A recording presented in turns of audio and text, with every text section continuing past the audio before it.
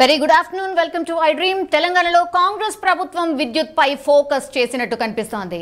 రేవంత్ రెడ్డి సీఎంగా ప్రమాణ స్వీకారం అనంతరం ముందుగా విద్యుత్ పైనే సమావేశం ఏర్పాటు చేశారు. మనందరికీ తెలిసిందే, దాదాపు 85,000 కోట్ల రూపాయల అప్పులు ఉన్నట్టు కూడా అధికారులు చెప్పడంతో ఇక సీఎం రేవంత్ రెడ్డి విద్యుత్ ప్రక్షాళనపై పూర్తిగా ఫోకస్ కూడా పెట్టారు.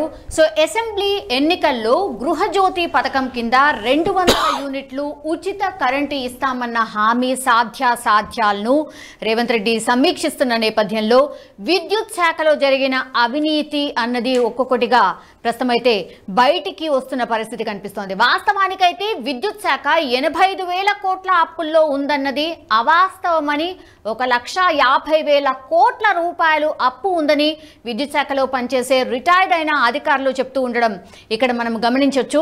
మరి ఈ విద్యుత్ సంక్షోభం నుంచి రేవంత్ ప్రభుత్వం ఎలా గట్టెక్కబోతోంది? ఇన్ని సవాళ్లని ఎదుర్కొని పేదలకు ఇంటింటికి ఉచిత విద్యుత్ అమలు చేయడం సాధ్యమేనా?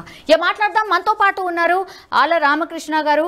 ఆయన retired electricity department chief general manager గారు మనతో పాటు స్టూడియోలో ఉన్నారు. సార్ నమస్తే sir. I said retired. Yes sir. Sir, ఏంటి సార్ ఇంత సంక్షోభం ఎందుకని వచ్చింది? What is the reason? అసలు ఎలక్ట్రిసిటీ డిపార్ట్మెంట్లో ఏం జరుగుతుంది, ఏం జరగబోతోంది సార్? 2014లో మన రాష్ట్ర ప్రభుత్వం, మన తెలంగాణ రాష్ట్రం ఏర్పడ్డప్పుడు అంతకుముందు అసెంబ్లీలో అప్పటి ముఖ్యమంత్రి గారు కిరణ్ కుమార్ రెడ్డి గారు ఈ జనాభా ప్రాతిపదికన విడగొట్టినప్పుడు ఇస్తారు ఎలక్ట్రిసిటీ యూనిట్లు, అదే ప్రొడ్యూసింగ్ యూనిట్స్ని జనాభా ప్రాతిపదిక మీద ఇస్తారు. ఇస్తే తెలంగాణకి చాలా తక్కువ వస్తుంది, ఎందుకంటే ఆంధ్రప్రదేశ్లో ఎక్కువ జనాభా ఉన్నారు కాబట్టి 65% వాళ్ళకి పోతుంది, 35% ఇక్కడ వస్తుంది. కానీ కన్జంప్షను ఇక్కడ 65% ఉంది, అక్కడ ఓన్లీ 35% ఉంది. ఇట్లాంటి పరిస్థితి ఉంది కాబట్టి అంధకారం అవుతుంది, మీరు అడక్కండి, రాష్ట్ర విభజన అడగకండి అని ఆయన సమైక్యవాదిగా ఆ రోజు చెప్పడం జరిగింది. పవర్ పాయింట్ ప్రెజెంటేషన్ కూడా ఇచ్చారు అసెంబ్లీలో ఇవ్వడం జరిగింది. ఆయన ఆ దృష్టిలో పెట్టుకున్నారు. కానీ యాక్చువల్గా రాష్ట్రం ఇవ్వాలని అప్పుడు ప్రభుత్వం డిసైడ్ చేయడం, సోనియా గాంధీ గారు అలాగే ఇస్తే ఇక్కడ కరెంటు సంక్షోభం లేకుండా చేయాలనేది ఎలా అని ఆలోచించి ఆస్తులు అప్పుల దగ్గర నుంచి అన్ని విషయాల్లో ఉద్యోగులు అన్నిటిలో కూడా పర్సంటేజు జనాభా ప్రాతిపదికనే చేశారు.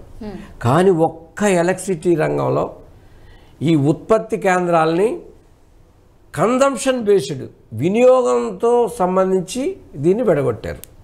అలాగా తెలంగాణకి 65% ప్రాజెక్ట్స్ వచ్చినాయి, ఆంధ్రాకి 35% ప్రాజెక్ట్స్ వచ్చినాయి. అదే దీనివల్ల ఒక రకంగా కేంద్ర ప్రభుత్వం చూపించిన తెలివైన చర్య వల్ల ఇవాళ కేసీఆర్ గారి ప్రభుత్వం అది రావడం, వాళ్ళు కూడా కాంగ్రెస్ వస్తుందని అనుకున్నారు ఆ రోజు. కానీ కేసీఆర్ గారు తన్నుకుని పోయినాడు దీన్ని 2014లో.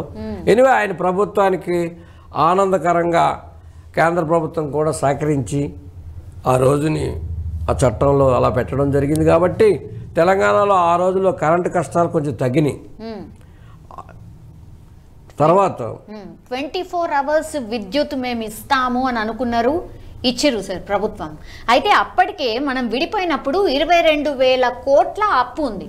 సో ఆ అప్పు అండ్ ఇప్పుడేమో పూర్తిగా అసలు అప్పులో కూరుకుపోయింది, పూర్తిగా అసలు అధ్వానమైన పరిస్థితిలో ఉంది. ఇట్లాంటి వార్తలు ఎందుకు వస్తున్నాయి సార్?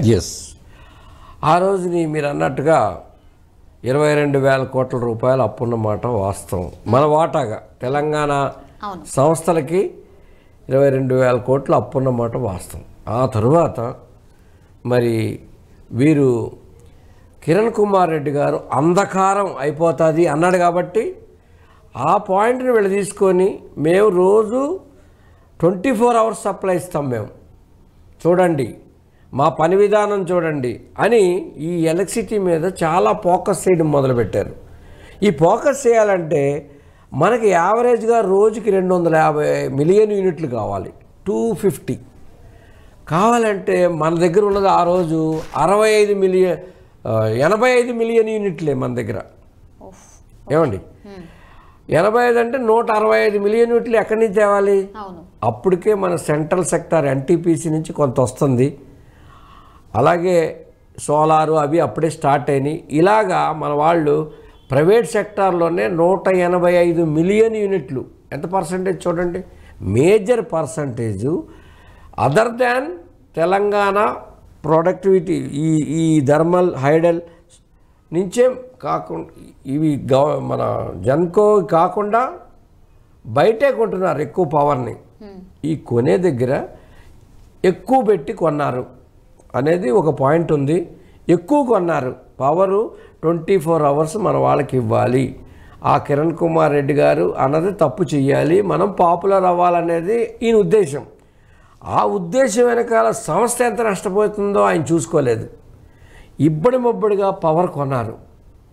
ఆ కొనడంలో ఇవాళ ప్రైవేట్ సెక్టార్లో కొంటే, గ్రిడ్లో కొంటే ఎప్పటికప్పుడు పే చేయాలి డబ్బులు.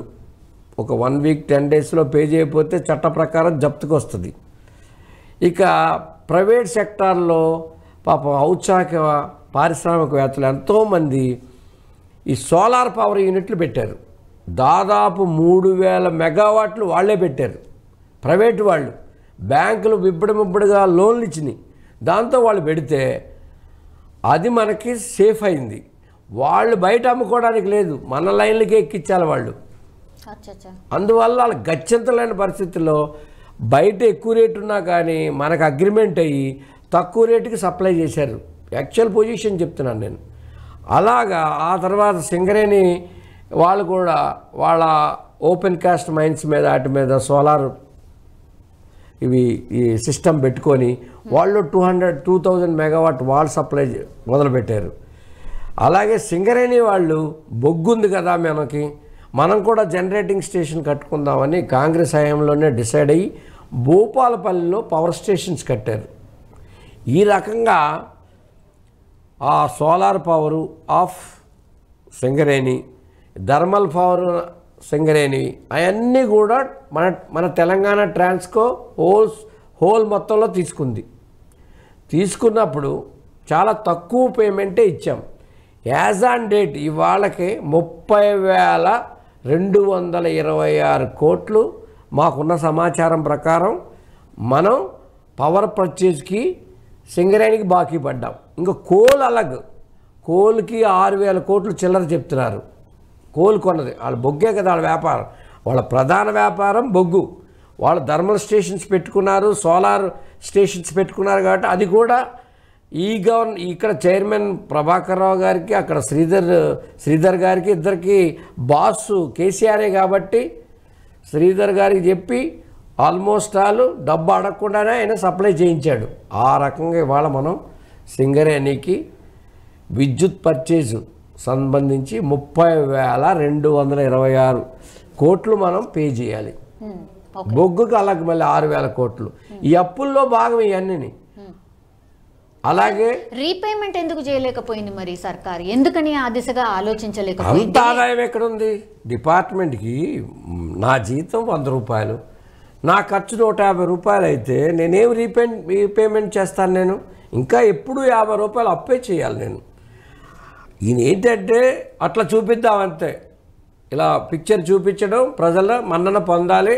మరో ఒక 5 ఏళ్ళు దాటుకున్నాడు మొన్న మధ్యలో, ఇంకో 5 ఏళ్ళు కొడదాం అనుకున్నాడు. ఇంకో 5 ఏళ్ళు అయితే ఆయన్నే పరిగెత్తిచ్చేవాళ్ళు జనాలు. ఎటువే తెలంగాణ ప్రజలు మనమందరం కూడా అదృష్టవంతులం కాబట్టి ఆ రాక్షస పాలన పోయింది. ఆ యొక్క దుర్మార్గ పాలన, దుష్టపాలన అంటాను నేనైతే. ఎన్ని తప్పులు చేశారంటే ఎలక్ట్రిసిటీ బోర్డులో చెప్పనలగాలి తప్పులు చేశారు. మీకు టైం ఉంటే గంటల కొద్దీ నేను ఏకరవు పెడతా. ఉద్యోగులు వీళ్ళు చేసే తప్పులు ప్రశ్నిస్తారని ఉద్యోగుల మధ్య ఆంధ్ర తెలంగాణ అనే యుద్ధం పెట్టారు.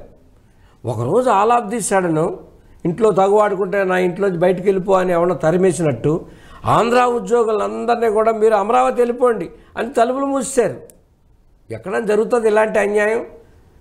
ఎంత ఏంటంటే ఇలా గడబళ్ళు సృష్టిస్తే అలా కాకుండా ప్రతి కేడర్లో కూడా ఇది ప్రమోషన్ల గొడవ.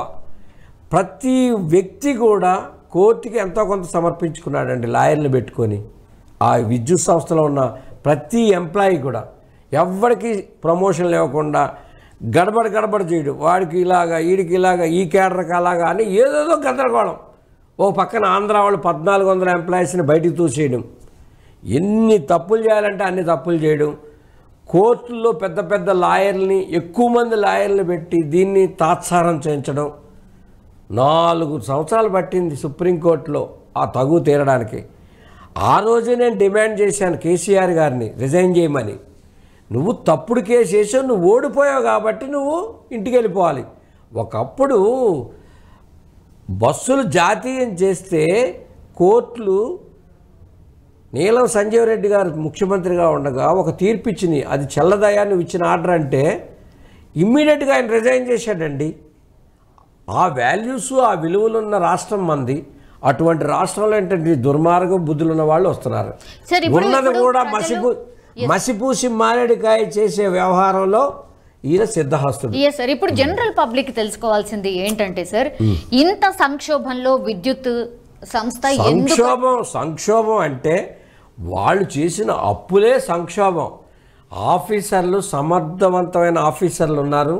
ఒక మేనేజ్మెంట్లోనే ఆయన తాబేదారులు, ఆయన అదిరించి బెదిరించి లొంగ తీసుకున్నాడు. మంచి ఆఫీసర్లు వచ్చారు అప్పుడు. కానీ వీళ్ళందరూ మంచి ఉద్దేశంతో అక్కడికి వచ్చారు. కొంతమంది ఏదో ప్రభాకర్ రావు గారు లాంటి వాళ్ళు, కొంతమంది ఆ శ్రీనివాసరెడ్డి గారు లాంటి డైరెక్టర్, ఇట్లాంటి వాళ్ళు తప్పితే మిగతా వాళ్ళందరూ కూడా చాలామంది మంచి ఆఫీసర్లు ఉన్నారు. వీళ్ళందరినీ కూడా కేసీఆర్ గారు ఆయన అధికారం శాశ్వతం, నేను ఒక 50 సంవత్సరాలు నేనే పరిపాలిస్తాను, నేను చెప్పినట్టే మీరు ఎన్నన్నారు. వీళ్ళు ఆ మత్తులో పడిపోయి ఆయన ఏది చెప్తే అది చేశారు. ఇవాళ మొత్తం ప్రజల దగ్గర వాళ్ళు కూడా తలదించుకోవాల్సి వచ్చింది. ప్రభాకర్ రావు గారు ఒక దినసరి వేతనం మీద డిపార్ట్మెంట్లో జాయిన్ అయిన వ్యక్తి, ఒక బీకామ్ గ్రాడ్యుయేట్ ఆయన పివి నరసింహరావు గారితో ఉన్న కుటుంబ సాన్నిహిత్యంతో డిపార్ట్మెంట్లో అంచెలంచెలుగా వెదిగి తెలివైన సమాజానికి చెందిన వ్యక్తి కాబట్టి సిఎండి సాయి అక్కడికి వెళ్ళిపోయాడు. మధ్యలో చంద్రబాబు నాయుడు గారు ఈయన్ని ఆయన హయాంలో ఒకసారి కింద బయటికి పంపించాడు. పంపిస్తే ఆయన ఈయన చిచ్చా అని పిలిచే కేసీఆర్ దగ్గర చేరాడు. ఆయన చేరి మొత్తానికి మళ్ళీ సీఎండీగా. యాక్చువల్గా ఎలక్ట్రిసిటీ బోర్డు ఎప్పుడూ కూడా ఉన్నత విలువలు, సాంకేతిక విలువలు ఉన్న వాళ్ళే ఐఏఎస్ ఆఫీసర్లు అయినా సరే వాళ్ళు సాంకేతికంగా అంటే టెక్నికల్గా సౌండ్ అయితే తప్పితే ఎవరిని వేసేవాళ్ళు కాదు. ఇప్పుడు అజయ్ జైన్ గారు పనిచేశారు, మరి రమాకాంత్ రెడ్డి గారు ఐఏఎస్ పనిచేశారు, కుట్టి గారు పనిచేశారు. బ్యాక్గ్రౌండ్ అంతా టెక్నికల్ బ్యాక్గ్రౌండ్. అలాగే ఇక ప్రపంచ ప్రఖ్యాతి చెందిన నార్ల తాతారావు గారు ఎంత గొప్ప ఆయన. మీకు ఇంకో విషయం చెప్తాను, అసలు తెలంగాణ పొజిషన్ ఇవాళ ఏంటో తెలుసా మీకు? 2014లో మన సంస్థలన్నీ కూడా నెంబర్ 1 ఇన్ ఇండియా, నెంబర్ 1, 2, 3 ఆ పొజిషన్లో ఉండేవి ఆ రోజుల్లో. ఇవాళ మన పొజిషను 29 రాష్ట్రాల్లో 25వ స్థానానికి దిగజారిపోయినాయి. పొజిషన్ ఎట్లా ఇస్తారు సార్? పొజిషన్ అనేక దానికి ఫ్యాక్టర్స్ ఉంటాయి. కలెక్షన్ చేయడం, సప్లై ఇవ్వడం ఒకటే కాదు. సప్లై కొన్ని తెచ్చి ఇచ్చేయడమే ఒక పాయింట్ కాదు. నువ్వు కలెక్షన్ చేస్తున్నావా, నువ్వు అప్పులు లేకుండా మెయింటైన్ చేస్తున్నావా, బ్యాలెన్స్ చేస్తున్నావా, చాలా ఫ్యాక్టర్స్ ఉంటాయి. ఆ ఫ్యాక్టర్స్ అన్ని చూసిన తర్వాత 25వ స్థానం ఇచ్చారు తెలంగాణ పవర్ బోర్డుకి. అంత నాశనం చేశారు Prabhakar Rao and this party KCR గారి ఆధ్వర్యంలో. ఇప్పుడు సిఎండికి అసలు ఏం అర్హతలు ఉండాలి సార్? సిఎండి అంటే ఇది టెక్నికల్ సంస్థ అమ్మా.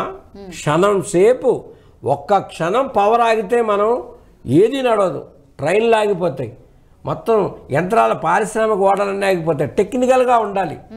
లక్కీలీ ఆయన ఎంత వేరే రకంగా ఉన్నా టెక్నికల్గా ఉన్న సౌండ్గా ఉన్న ఆఫీసర్లు 99% ఉన్నారు డిపార్ట్మెంట్లో, డెడికేటెడ్ పీపుల్.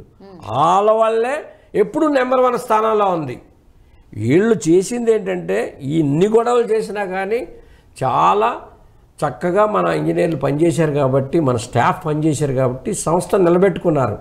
ఇవాళ అప్పులే సంక్షోభం తప్పితే వేరేది కాదు. ఈ అప్పుల సంక్షోభం నుంచి గవర్నమెంట్ కాపాడాలి. ఎట్లా? సహాయం చేయాలి. ఏమండి, వరదలు వస్తే, తుఫాన్లు వస్తే గవర్నమెంట్ సహాయం చేయదా? అలాగే ఒక ఆఫీసర్ నాశనం చేసిపోతే గవర్నమెంట్ ఆదుకోవాలి. ఇది ప్రజల సంస్థ, ప్రభుత్వ రంగ సంస్థ. ఇది ప్రభుత్వం ఆదుకుంటుంది, తప్పకుండా ఆదుకుంటుంది. సార్ ఇట్లా వీళ్ళందరూ చేసుకుంటూ పోతే, ప్రభుత్వం ఆదుకుంటా పోతే మరి ఈ అప్పులు పెరుగుకుంటా పోవా? అది కూడా మన అప్పులు పెంచిన వాళ్ళ మీద చర్యలు తీసుకొని రికవరీ చేస్తారండి. వాళ్ళు ఏమైనా ఇవన్నీ పట్టుకెళ్ళి ఎక్కడో పెట్టుంటారు కదా, ఈ దొంగ పనులన్నీ చేసి అవన్నీ లాక్కొస్తారు. సార్ ఎక్కడ చేసిండ్రు సార్? 24 గంటల పవర్ అగ్రికల్చర్కి ఇచ్చిండ్రు. అవును, అప్పుడు రైతులు పంటలు పండించుకుంటున్నారు, చాలా హ్యాపీగా ఉన్నారు. అదెంత ఎట్లా రికవరీ చేస్తారు? రైతుల నుంచి రికవరీ చేయమని ఎవరు చెప్పారండి? అసలు ఉచిత విద్యుత్ పెట్టిందే కాంగ్రెస్, రాజశేఖర రెడ్డి గారి హయాంలో. అవును, యాక్చువల్గా రేవంత్ రెడ్డి గారు కూడా ఆ మధ్య మనకి అమెరికా వెళ్ళినప్పుడు ఆయన రైతు బిడ్డ కాబట్టి మనకు కంటిన్యూస్గా 24 గంటలు ఇచ్చిన మోటార్లు తిరగవు మనకి.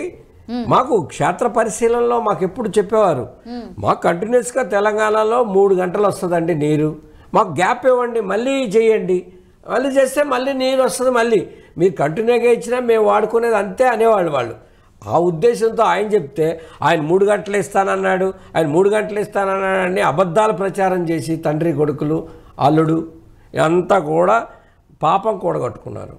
ప్రజలు విజ్ఞానవంతులు ఈ సోషల్ మీడియా వచ్చిన తర్వాత ప్రజల్ని, ఈ పౌర సంఘాలు, మరి ఇవాళ కోదండరాము గారు, ఆకునూరు మురళి గారు, విఠల్ గారు, ఇలాంటి మిత్రులందరూ కూడా మా మిత్రులు మేమందరం కలిపి ప్రజల్ని చైతన్యవంతం చేయడానికి ఎన్నో మరి పాంప్లెట్ల రూపంలో, పుస్తకాల రూపంలో, సోషల్ మీడియాలో రిస్క్ తీసుకొని మాకు ఎన్ని బెదిరింపులు వచ్చినా కానీ మేము ఇవాళ ఈ దుష్ట ప్రభుత్వాన్ని మార్చండి, మునిగిపోతుంది తెలంగాణ.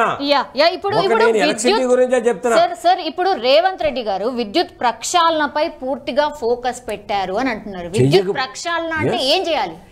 ఏమి లేదు, ప్రక్షాళన అంటే మేనేజ్మెంట్ని పూర్తి స్థాయిలో మార్చి సమర్థవంతులైన అవినీతి రహిత మేనేజ్మెంట్ని సృష్టించాలి. ఆయన కష్టపడి పనిచేసే వాళ్ళని, వృద్ధులైన వాళ్ళు కాదు, వాళ్ళు 80 ఏళ్ల వయసున్న చైర్మన్ గారు ప్రభాకర్ రావు గారు, ఇంకొక ఆయన సీఎం గారు బంధు వరంగల్ చైర్మన్ గోపాలరావు గారు. మీరు మొత్తం మీరు ప్రశ్నల మీద ప్రశ్నలు వేస్తే ఎలాంటి వినండి.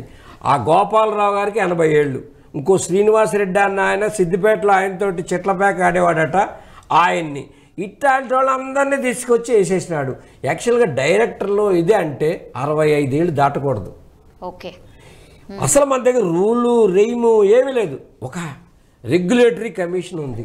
రెగ్యులేటరీ కమిషన్కి చైర్మన్గా ఓ రిటైర్డ్ హైకోర్టు జడ్జి కానీ చీఫ్ జస్టిస్ కానీ ఉంటారు. ఆయన నాంపల్లి కోర్టులో ఒక లాయర్ గారు, చిన్న లాయర్, నాకు తెలిసిన సమాచారం ప్రకారం నాంపల్లి కోర్టులో చిన్న లాయర్ గారు ఆయన బంధువుని తెచ్చి రెగ్యులేటరీ కమిషన్కి వేసాడండి. నేను దీని మీద ఆర్టీఐలు అడిగాను, నువ్వు ఏ పద్ధతిలో ఈ శ్రీనివాసరెడ్డి గారిని అపాయింట్ చేసావు, నువ్వు ఏ పద్ధతిలో ఈ ఈఆర్సీకి చైర్మన్గా వేసావని అడిగితే ఏనాడు సమాధానం చెప్పలే. ఇవాళ ఆర్టీఐ అంటే ఆయనకి బొమ్మలాట. 60,000 జీవోలు ఇష్యూ చేసి కూడా బయట పెట్టినోడు ఆయనే ప్రభుత్వ అధినేత అండి. యథా రాజా తదా ప్రజ అన్నట్టు అధికారులంతా అలసత్వంతో, అవినీతితో చాలామంది ఇవాళ తెలంగాణను భ్రష్టు పట్టించారు.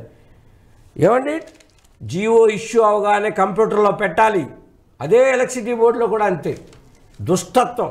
ఇంకో మోసం జరిగింది. సోలార్ పవర్ ప్రాజెక్టులు ఉండేవి. సోలార్ పవర్ ప్రాజెక్టులు వాళ్ళకి డబ్బులు పే చేసేవాళ్ళు కాదు 2 ఏళ్ళైనా. ఎందుకంటే సోలార్ పవర్ ఎక్కువ డెవలప్ అయితే తెలంగాణలో బయట పవర్ కొనలేం కదా, బయట ప్రైవేట్ వాడి దగ్గర కొంటే కమిషన్లు వస్తాయి కదా, అది చేశారు. ఇంకో గొప్ప విషయం ఉంది, మనం తెలంగాణ రాగానే సోలార్ పవర్ ఎక్కువ లేదు. ఛత్తీస్గఢ్తో ఆ పక్క రాష్ట్రం కాంగ్రెస్ ప్రభుత్వం ఉంది. దేశంలోనే ఇవాళ సర్ప్లస్ పవర్ ఉంది. మన్మోహన్ సింగ్ గారు తీసుకున్న మంచి నిర్ణయాలతో చక్కటి పవర్ ఉంది. ఏ రాష్ట్రంలోని పవర్ కట్లు లేవు.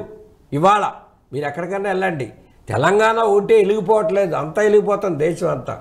ఈ పరిస్థితిలో ఛత్తీస్గఢ్ తోటి ఓ 1000 మెగావాట్స్ ఒప్పందం చేసుకున్నారు మన రాష్ట్ర విద్యుత్ సంస్థ. చేసుకుంటే ఫిక్స్డ్ ఛార్జెస్ అని ఉంటాయి. నువ్వు నా దగ్గర సప్లై తీసుకోకపోతే నెలకి ఇన్ని కోట్లు కట్టాలని ఒకటి ఉంటుంది. తీసుకున్నా తీసుకోకపోయినా వాడకపోయినా కట్టాలి. వాడుకుంటే యూనిట్కి 5 రూపాయల మధ్య 5-6 రూపాయల మధ్య ఏదో ఫిక్స్ అయింది, ఆ డబ్బు కట్టాలి. వీళ్ళు ఏం చేశారంటే బయట పవర్ కొంటేనే మనకు కమిషన్ వస్తుంది. ప్రభుత్వ రంగ సంస్థ నుంచి కొంటే ఎవడిస్తాడు పైసలు? ఛత్తీస్గఢ్ నుంచి కొంటే కమిషన్లు రావని కేసీఆర్ ప్రభుత్వం వాళ్ళతో తగువ పెట్టుకొని లైన్ కూడా వేసినారు, కొత్త లైన్లు కోట్లు పెట్టి తగువ పెట్టుకొని ఆ పవర్ని తీసుకోకుండా వీళ్ళు ప్రైవేట్లో బజార్లో 3 రూపాయలు ఉంటే 6 రూపాయలు కొనేవాళ్ళు. ఒక్కసారి 21 రూపాయలు కూడా కొన్నారు మ్యాక్సిమం పీక్లో. ఇలాంటి కమిషన్లతోటి మొత్తం అంతా భ్రష్టు పట్టించారు. మొత్తం ఎలక్ట్రిసిటీ బోర్డు దివాళా తీయించారు. పవర్ పర్చేజ్లోనే ఎక్కువ ఇది జరిగింది. ఒకనొక స్టేజ్లో రేవంత్ రెడ్డి గారు అన్నారు, ఒకవేళ కాంగ్రెస్ పార్టీ వస్తే మాత్రం ఏదో పవర్ క్రైసిస్ క్రియేట్ చేయడానికి ప్లాన్ చేశారు అని అన్నారు. నిజంగా అట్లా క్రియేట్ చేసే ఛాన్సెస్ ఉంటాయా సార్? జస్ట్ ఆరోపణ మాత్రమేనా అది? నేను సీఎం గారు అనేదాన్ని నాకు అంత నాలెడ్జ్ లేదు. మరి వారికి ఉన్న సమాచారం మరి ఇంకా విస్తృతంగా ఉంటుంది కాబట్టి నాకున్న సమాచారం ప్రకారం డిపార్ట్మెంట్లో సుక్షితులైన నిజాయితీ గల అధికారులు ఉన్నారు. Almost all 100%. వాళ్ళ వల్ల డిపార్ట్మెంట్కి వచ్చే నష్టం లేదు. కేవలం మేనేజ్మెంటు ఈ అప్పులనే తీవ్ర సంక్షోభాన్ని ఎలక్ట్రిసిటీ విద్యుత్ సంస్థ క్రియేట్ చేసింది.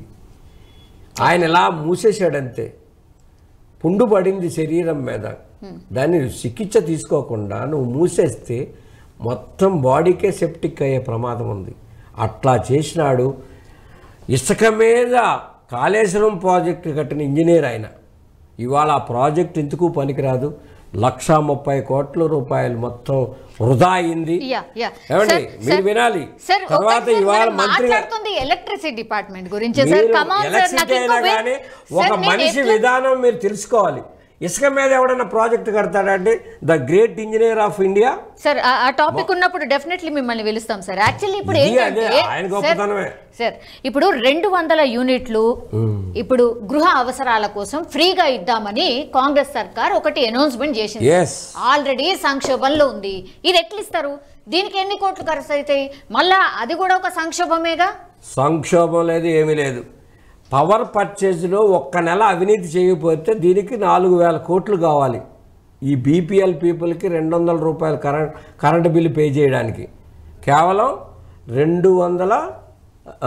4000 కోట్లు 200 యూనిట్లు ఇవ్వాలంటే ఈ 4000 కోట్లు ఒక్క నెల అవినీతి చేయకపోతే ఎలక్ట్రిసిటీ బోర్డులో బంపర్గా చేయొచ్చు. ఈ స్కీము ఆల్రెడీ పంజాబ్లో ఇంప్లిమెంట్ అవుతుంది, ఢిల్లీలో ఇంప్లిమెంట్ అవుతుంది, కర్ణాటకలో సక్సెస్ అయింది. మన దగ్గర ఎందుకు కాదు, మన దగ్గర రిచ్ స్టేట్. ఈ రిచ్ స్టేట్ని వీళ్ళు తప్పుడు పద్ధతులతోటి వీళ్ళు మొత్తం దోచేశారు ఈ తాబేదారులు, ఈ బీకామ్ స్టూడెంట్. అది సార్ ఇప్పుడు 1.20 కోట్ల కనెక్షన్స్ ఉన్నాయి సార్. ఇప్పుడు ఒకవేళ టర్మ్స్ అండ్ కండిషన్స్ ఏం పెడతారు ఏంటి అనేది మీరేమైనా ఐడియా చెప్పగలుగుతారా? అంటే 200 మెగావాట్ల గృహ అవసరాల కోసం 200 యూనిట్లు వాడేవాళ్ళు ఎవరు టర్మ్స్ అండ్ కండిషన్స్ ఏముండొచ్చు? బీపీఎల్ఏ అంతేనా? అదే తీసుకుంటారా సార్? ఇప్పుడు గత సంవత్సరం వాళ్ళు ఏడాదిగా వాడిన యూనిట్స్ అన్ని తీసుకుంటారు, తీసుకొని 12తో భాగిస్తారు. ఒక సమ్మర్లో ఎక్కువ వాడతారు, వింటర్లో తక్కువ వాడతారు. అలా 200 యూనిట్స్ వచ్చేవాళ్ళు. తర్వాత రెవెన్యూ డిపార్ట్మెంట్ నుంచి వీళ్ళు బెలో పావర్టీ లైన్ నుండి సర్టిఫికేట్ ఆ విధి విధానాలు చేస్తారు. ఇతర రాష్ట్రాలు ఎలా చేశారో అలా చేస్తారు. That's what I am asking sir. విధి విధానాలు ఏముండొచ్చు, ఏం పెడితే బాగుంటది అని నా దృష్టిలో అదే. ఇలా గత ఏడాది కన్జంప్షన్ తీసుకొని దాన్ని 12తో భాగించి నెలకి 200 యూనిట్లు లోపల వస్తే ఒకటికి 200 12తో భాగించినప్పుడు 200 యూనిట్లు వస్తే వాళ్ళు బీపీఎల్ కింద వస్తారని నా ఉద్దేశం. అలా ఇస్తారు. ఓకే. జనరల్లీ ఎంత వాడతారు సార్ గృహ అవసరాల కోసం ఎవరైనా సరే? ఎక్కువ మంది 200 లోపులోనే ఉంటారు పేద ప్రజలు వాళ్ళందరూ. అవునా? ఓకే. సో ఆల్మోస్ట్ 2 ఫ్యాన్లు 3 ఫ్యాన్లు 4 లైట్లు, అందరికి ఒక టీవీ ఉంటుంది. అవును, ఫ్రిడ్జ్ ఉంటుంది. ఫ్రిడ్జ్ పేదలకు ఎక్కడ ఉంటాయి? పేదలు సార్ కమాన్ సార్, ఎందుకు ఉండట్లేదు సార్? ఇది కామన్. అంటే వాళ్ళు పేదలు అవరు, పేదలు అయ్యే వాళ్ళకి వస్తుంది ఆ స్కీము. వాళ్ళు తగ్గించుకోవాలి. ఓకే, చెప్పండి. సో ఇప్పుడు 200 యూనిట్స్ అనేది విద్యుత్ వినియోగం ఫ్రీగా ఇవ్వబోతున్నాము అని అనౌన్స్ చేసిన తర్వాత కాంగ్రెస్ పార్టీకి ఓటేశారు సార్ చాలా మంది. అదొక్కటే ఇది కాదు, కూడా చాలా నో ఉన్నాయి. సార్, ఫ్యాక్టర్స్ ఇది కూడా. సో వీళ్ళు ఎక్స్పెక్ట్ చేస్తుంది ఏంటి అంటే ఇది అవుతుందా కాదా, మరి రోజు అప్పుల గురించి విద్యుత్ సంక్షోభం కాబోతోంది ఇదే మాట్లాడుతున్నారు Yes, yes, కాబట్టి చాలా బాగా అడిగారు మీరు. ఇది ఏమన్నా ఇంప్లిమెంట్ అవుతుందా కాదా అనేది కూడా ఒక క్వశ్చన్ మార్క్ సార్. నా అనుభవం దృష్ట్యా కాంగ్రెస్ పార్టీ కార్యకర్తను కాదు నేను, కాంగ్రెస్ పార్టీ అభిమానిని కూడా కాదు నేను, కేవలం మంచి పౌరుణ్ణి, భారతదేశంలో అందరూ బాగోవాలి అందులో మనం ఉండాలనే భావంతో ఉన్నవాడిని, ప్రజల శ్రమతో వచ్చిన డబ్బు పెన్షన్ ద్వారా వస్తున్న మనిషిని, పెన్షన్తో బతుకుతున్న మనిషిని నేను చెప్తున్నాను. కాంగ్రెస్ ప్రభుత్వం తప్పక ఈ స్కీమ్ని సక్సెస్ఫుల్గా కండక్ట్ చేస్తుంది. అందరిది తప్పకుండా ఎలక్ట్రిసిటీ బోర్డుని కాపాడుకుంటుంది, ముఖ్యమైన సంస్థ కాబట్టి. ఏముంది, కొన్నాళ్ళు కొన్ని రాష్ట్రాల్లో ఉచితంగా బటన్ నొక్కి డబ్బులు ఇచ్చేస్తున్నారు, దానికేం చెప్తాం. ఇక్కడ అలా లేదు కదా బటన్ నొక్కడాలు. అందువల్ల ఏ సంక్షోభం రాదు, సమర్థవంతంగా ఇక్కడ నడిపిస్తుంది. కొంచెం కాంగ్రెస్లో డెమోక్రసీ ఎక్కువ ఉంటుంది కాబట్టి కొంచెం అలజడి ఎక్కువ ఉంటుంది అంతే. ఇది రాచరిక పాలన కాదు కదా, గడీల పాలన కాదు కదా, మన సీఎం ఎప్పుడు ఎలక్షన్ తప్పుడే కనిపిస్తే పాలన కాదు కదా. తెల్లారేటట్టుకు ప్రజా దర్బార్లో మళ్ళీ రాజశేఖర రెడ్డి గారి కాలంలో ఎలా ఉందో అలాంటి రోజులు మళ్ళీ వచ్చినాయి. తెలంగాణ ప్రజలు ఆత్మగౌరవం గురించి పోరాడి ఈ ప్రభుత్వాన్ని పారదోలారు. లాస్ట్ టైం మేనేజ్మెంట్ ద్వారా గెలిచాడు ఆయన, ఈసారి అట్లా కాదు. ఓకే, ఇప్పుడు నాకు ఒక ఇల్లు ఉంది సార్, కిరాయి పోర్షన్స్ ఒక 2 ఉన్నాయి సార్, పైన కింద కిరాయి పోర్షన్స్ ఉన్నాయి. ఇప్పుడు వాళ్ళందరూ ఎలిజిబులా అంటే డిఫరెంట్ మీటర్స్ ఉంటాయి కదా సార్, వాళ్ళందరూ ఎలిజిబులా? నేనేదో ప్రభుత్వం తరపున అనేది కాదు, నా అనుభవం ప్రకారం ల్యాండ్ లార్డ్ బహుశా అద్దెకి ఇచ్చాడంటే ఆయన బీపీఎల్లోకి రాడు. అద్దెకున్న వాళ్ళు 200 యూనిట్ల కంటే వాళ్ళకున్న మీటర్లో 200 యూనిట్ల కంటే తక్కువ వాడుతున్నారంటే వాళ్ళు ఆటోమేటిక్గా బీపీఎల్లోకి వస్తారు.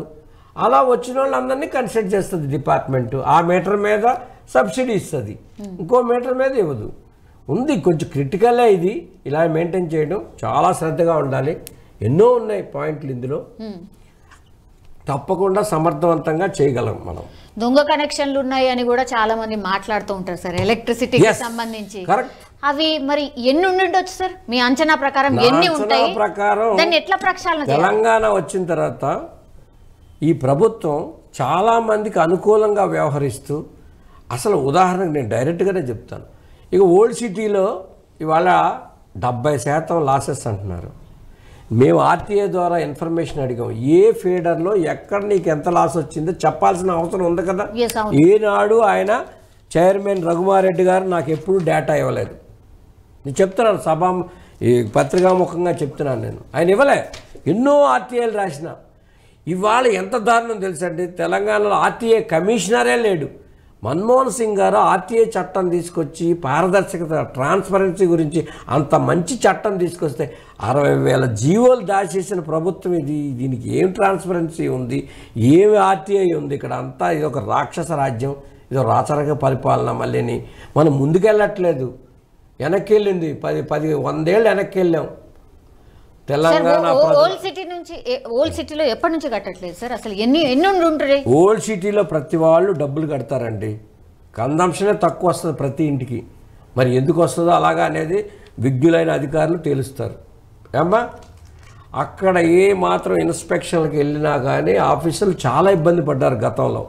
నేను స్వయంగా దఫాలుగా 7 సంవత్సరాలు ఓల్డ్ సిటీలో పనిచేశాను. నేను 96లో ఏడీగా నేను అక్కడ పనిచేశాను. పనిచేసినప్పుడు 70% లాసెస్ని 28% లాసెస్కి తీసుకొచ్చాం మేము. చంద్రబాబు నాయుడు గారు అప్పుడు ముఖ్యమంత్రి. ఇప్పుడు మళ్ళీ 70%కి వెళ్ళిందని మా మిత్రులు చెప్తున్నారు. ఆర్టీఏలో మాత్రం ఇన్ఫర్మేషన్ ఇవ్వలేదు రఘుమారెడ్డి గారు, చైర్మన్ గారు. అందువల్ల అక్కడ లాసెస్ ఎక్కువ ఉన్నాయి. ప్రతి నెల కోట్లాది రూపాయలు అక్కడ నష్టం వస్తుందని చెప్తున్నారు. ఇది సత్యం, ఎవరైనా లైవ్లో చెప్తున్నాం మనం. సార్, ఇప్పుడు విద్యుత్ సంక్షోభం ఇది అప్పుల్లో కూరుకుపోయింది, ఇంకెన్ని రోజులు వినాలి? సో ఎప్పుడు బయటపడతాము? అసలు బయటపడే ఛాన్స్ ఉందా లేదా? ఇప్పుడు కామన్ మ్యాన్ తెలుసుకోవాల్సింది అదే సార్. ఎస్, విజ్ఞులైన ఆత్మగౌరవంతో ఉన్న తెలంగాణ ప్రజలు సోషల్ మీడియా సహకారంతో ఇవాళ అన్నీ తెలుసుకొని మంచి ప్రభుత్వాన్ని ఏర్పరచుకున్నారు. ఈ ప్రభుత్వం తప్పకుండా 100% రోటీ కపడావర్ మకాన్ ఎలాగో ఎలక్ట్రిసిటీ కూడా అలాగే. కాబట్టి ప్రభుత్వం ఎలక్ట్రిసిటీ బోర్డుకి అప్పులు తీర్చడంలో సహాయపడి అవినీతి రహితంగా నడిపి చక్కగా మంచి దారిలో పెడుతుందని నాకు హోప్ ఉంది. అది 2-3 ఫ్యాక్టర్స్ ఏమైనా చెప్పండి సార్, ఎట్లా బయటపడచ్చు అనేది. ఎందుకంటే చెప్పాను కదమ్మా, మంచి సమర్థవంతమైన వయోవృద్ధులు కాదు. వయోవృద్ధులను ఎందుకు వేశారు తెలుసా కేసీఆర్ గారు? వాళ్ళు చచ్చిపోతే ఎంక్వైరీలు ఉండవు, ఎన్ని తప్పులు చేసినా వాళ్ళతోటనే పోతుంది. వాళ్ళ ఆ పిల్లల్ని ఎవరిని పట్టుకోరు. అందుకే ముసలోళ్ళు వేసినాడు ఆయన. ఉన్నమాట డైరెక్ట్గా చెప్తున్నాను. గతకంటే ఏం చెప్తాం మనం? యంగ్ పీపుల్ని అవసరమైతే డిపార్ట్మెంట్లో పనిచేసే ఆఫీసర్లే డైరెక్టర్లుగా వర్కింగ్లో ఉన్న వాళ్ళే వేస్తే బాధ్యతగా ఉంటారు. రేపు పెన్షన్ రాదనో ఏదనో. అలాగే సంస్థలకి అంత టెక్నికల్ పీపుల్నే వేయాలి. ఐఏఎస్లు వేయండి, కొన్ని సంస్థలకు ఐఏఎస్లు వేయండి, కొన్ని సంస్థలకి నిపుణులైన అధికారులు వేయండి, పోటీ పెట్టండి. ఏమండి, 2 డిస్కమ్లు ఉన్నాయి, ఒక డిస్కమ్లో ఇంజనీర్ వేయండి, ఒక డిస్కమ్లో ఐఏఎస్ ఆఫీసర్ని వేయండి, ఇద్దరు పోటీ పడతారు, మళ్ళీ నెంబర్ 1 స్థానానికి వస్తుంది. కాంగ్రెస్ పార్టీ విధానం అదే. గొప్ప గొప్ప ఆఫీసర్లు పనిచేశారు. ప్రసాద్ గారు, రిజ్వీ గారు, నేను చెప్పాలంటే సమారియా గారు నిప్పులు గడిగేవారు ఆ రోజుల్లో. ఇదేం రాజ్యం? ఎంక్వైరీ పెడతారు, వాడొచ్చి కలిస్తే పక్కన పడేస్తారు ఫైలు. ఎన్ని కుంభకోణాలు అంటే, కానీ నిజంగా ఈ కుంభకోణాలే పడితే మాత్రం ప్రజలకు సేవ చేయలేము. అన్ని కుంభకోణాలు ఉన్నాయి వీళ్ళు చేసినాయి. సార్, ఎలక్ట్రిసిటీ డిపార్ట్మెంట్లో పనిచేసే ఉద్యోగులు ఏం కోరుతున్నారు సార్? ఏం కోరుతున్నారు? ఒక ఎంప్లాయీ ఎప్పుడు ఏం కోరుకుంటాడండి? అతను చక్కగా జీతభత్యాలు రావాలి, అతను కష్టపడి పనిచేసే మంచి వాతావరణం కావాలి, తను రిటైర్ అయ్యే నాటికి పెన్షన్ బెనిఫిట్స్ రావాలని కోరుకుంటారు సాధారణమైన ఎంప్లాయీస్. ఆయనకి సకాలంలో ప్రమోషన్స్ రావాలని కోరుకుంటాడు. ఇవన్నీ డినైడ్ చేశారు. ఇంకా గమ్మత్తు, ఒక ఆఫీసర్ని, ఒక సిఈని డిఈ చేయడానికి, డిమోట్ చేయడానికి, ఆయన కోదండరావు గారికి కొంచెం అనుకూలంగా విద్యుత్ ఉద్యమాల్లో పాల్గొన్నాడని రఘు గారనే ఆఫీసరు సిఈగా ఉంటే ఈ ప్రభాకర్ రావు గారు డిఈ చేయడానికి తెలంగాణలో 250 మంది ఆఫీసర్ని, సిఈల్ని, ఎస్సీలని అందరినీ డిమోట్ చేసి 2014లో ఏ పోస్ట్ ఉందో ఆ పోస్టులో వేసాడండి. ఒక్క ఆఫీసర్ని ఇబ్బంది పెట్టడానికి కక్షపూరితంగా. దీని మీద ఎంక్వైరీ జరగాలి. ఇప్పుడు ఆయన డిఈగా ఉన్నాడు. ఒకప్పుడు చీఫ్ జనరల్ మేనేజర్గా ఉన్న రఘు గారు ఇవాళ డివిజనల్ ఇంజనీర్గా ఉన్నాడు. మధ్యలో ఇంకా ఎస్సీ కూడా కాదు, నాకున్న సమాచారం ఇది. డిపార్ట్మెంట్లో నేను రిటైర్ అయ్యేప్పటి 4 ఏళ్ళు అవుతుంది. నాకున్న సమాచారం ప్రకారం ఇది. ఇంత దారుణాలు ఎన్ని చెప్పాలంటే అన్ని చెప్తాను నేను. మీరు లాయర్లకు ఎంత పే చేశారు చెప్పండి? కోర్టు కేసులు కంటే అన్ని కోర్టు కేసులు లిటిగేషన్లు పెట్టారు కదా, ఎంత అంటే ఒక్క ఆన్సర్ లేదు. ఇది దీని మీద ముందే ఎంక్వైరీ చేయాలి, ఆర్టీఐ తొందరగా వేయాలి, ట్రాన్స్పరెన్సీ తీసుకురావాలి డిపార్ట్మెంట్లో. నాకున్న సమాచారం ప్రకారం కోర్టు కేసులకే 10,000 కోట్లు ఖర్చు పెట్టారు. ఒక ఎస్ఎల్ఏ గారు మరి మోర్ దాన్ 300 crores తీసుకున్నాడట ఒక్క పర్సన్ కోర్టు కేసుల గురించి. ఆయన పేరు చెప్తే బాగోదు ఈ సందర్భంగా, ఎస్ఎల్ఏ అని చెప్పాను కదా, చూడండి. తప్పకుండా ఎంక్వైరీ చేస్తుంది గవర్నమెంట్, ఏమి ఊరుకోదు. నేనైనా తప్పుడు సమాచారం ఇస్తే నా మీద కూడా చర్య తీసుకుంటుంది అమ్మా. ఎస్, ఎందుకంటే ఈ డిపార్ట్మెంట్ పెన్షన్ తీసుకున్న ఆఫీసర్గా నేను, నా బాధ్యత, నేను బాగోవాలి, నా సంస్థ బాగోవాలి, నాతో ఉన్న కొలీగ్స్ అంతా బాగోవాలి, మన తెలంగాణ రాష్ట్రం ఆనందంగా ఉండాలి. అంతేగాని దోపిడీదారులతో నిండిపోకూడదు. మన నాయకులు, అదే మన దగ్గరికి వచ్చిన నాయకులు, వాళ్ళ గతం చూస్తే తెలుస్తుంది వాళ్ళు ఎక్కడి నుంచి వచ్చారు, ఎలా వచ్చారు, ఇప్పుడు ఎలా ఉన్నారు. ఇప్పుడు సంక్షోభము, విద్యుత్ కి సంబంధించి ఇది అందరూ మాట్లాడుతున్నారు సార్. కానీ ప్రజల మందరం అలవాటు పడిపోయినాం. 24/7 మనకు కరెంట్ ఉండాల్సిందే ఉంటుంది. కానీ ఈ ఫ్రీ అనేది ఏదైతే ఉందో, అసలు ఈ ఫ్రీ సిస్టమ్ నిజంగా మీరు సమర్థిస్తారా, వ్యతిరేకిస్తారా సార్? నేను ఒక ఆఫీసర్గా చెప్పేది ఏంటంటే, ఒక దుర్మార్గమైన ఆఫీసర్ నోటి నిండా అబద్ధాలు, ఒక కేసీఆర్ 100 అబద్ధాలని నేను ప్రచారం చేశాను బాగా. ఒక అబద్ధం కాదు, ఆయన నోరు ఇప్పితే 100 అబద్ధాలు అందరికీ తెలుసు. ఏదో తెలంగాణ యాసలో ఏదో చెప్పేస్తూ అరే బాయ్ ఒరే బాయ్ అంటూ అబద్ధాలు చెప్పుకుంటూ. ఉదాహరణకు ఒకటి చెప్తా. ఒకరోజు సూర్యాపేట వెళ్ళాడు ఈయన. అక్కడ ఒక చెరువు చూసి అరే ఆ నీళ్ళు కాళేశ్వరం నీళ్ళు అన్నాడట. కాళేశ్వరం ఎక్కడ ఉంది, సూర్యాపేట ఎక్కడ ఉంది? అలాంటి అబద్ధాలు చెప్పే దిట్ట. యథారాజా తథా ప్రజ అన్నట్టు మొత్తం నైతిక విలువలన్నీ, తెలంగాణ సమాజంలో నైతిక విలువలన్నీ నాశనం చేశాడు ఈయన. ఎన్ని బెల్ట్ షాపులు, ఎన్ని వైన్ షాపులు, ఎంత మన ఆదాయం. తెలంగాణ వచ్చినప్పుడు మన ఎక్సైజ్ ఆదాయం ఎంత? 12,000 కోట్లు. ఇవాళ 43,000 కోట్లు వస్తుందంటే తాగుబోతులు తెలంగాణ తయారు చేశాడు. సార్, ఇప్పుడు ఫ్రీ సిస్టమ్ అనేది కరెక్టా కాదా? ఏమండి, ఈ భారతదేశం అనేది సంక్షేమ దేశం. పేదవాళ్ళు ఎప్పుడు కూడా హక్కును చేర్చుకుంటుంది. ఫ్రీలు అనేది ఎప్పుడూ ఉంది. భూములు ఇచ్చారు, అసైన్ ల్యాండ్స్ ఇచ్చారు, ఇందిరమ్మ ఇళ్ళు ఇచ్చారు గతంలో. పేద ప్రజలకి తప్పకుండా అన్ని రకాలుగా వాళ్ళని ఆదుకోవాలి. ఎందుకంటే కొన్ని ప్రభుత్వాల తప్పుడు విధానం వల్ల ఇవాళ నిత్యావసర వస్తువులు ఆకాశాన్ని అంటుతున్నాయి. వాళ్ళు ఎలా బతకాలి? వాళ్ళని ఆదుకోవాల్సిన బాధ్యత గవర్నమెంట్ మీద ఉంది. కాబట్టి వాళ్ళు చేయగలిగే సంస్థల్లో వాళ్ళు కొన్ని పథకాలు పెట్టాలి. రెండోది, ఇటువంటి అబద్ధాలు